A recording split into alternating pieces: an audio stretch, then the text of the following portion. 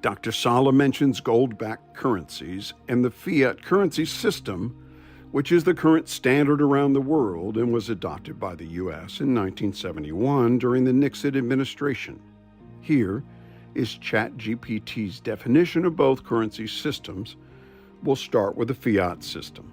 Definition, quote, "In the fiat currency system, the U.S. dollar has value because the government declares it to be legal tender. Its value is not tied to a physical commodity like gold, but rather the value of the dollar derives from trust in the government and the economy," end quote.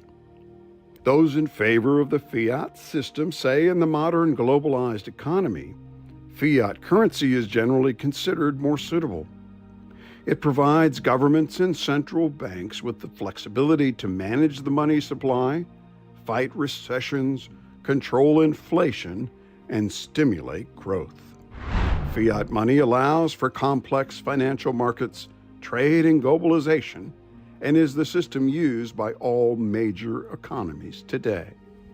And here is the definition of a gold-backed system.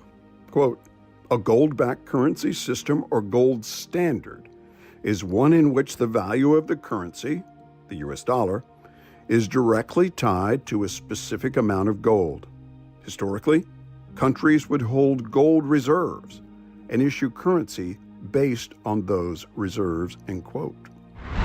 Those in favor of a gold standard say this system prioritizes long-term stability and protection against inflation and government mismanagement.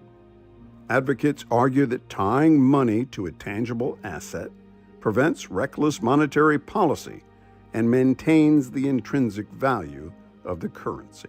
From the founding of our country to 1971, the U.S. currency system was gold-backed. So I asked ChatGPT to compare economic disruptions in the last 20 years under the gold system, from 1951 to 1971, to the last 20 years of the fiat system.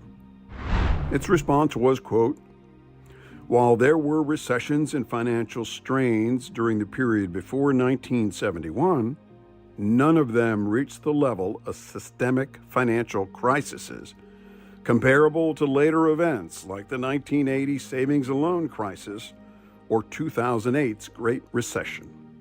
The U.S. experienced more business cycle fluctuations rather than full-blown financial crises between the last 20 years of the gold-backed system," end quote.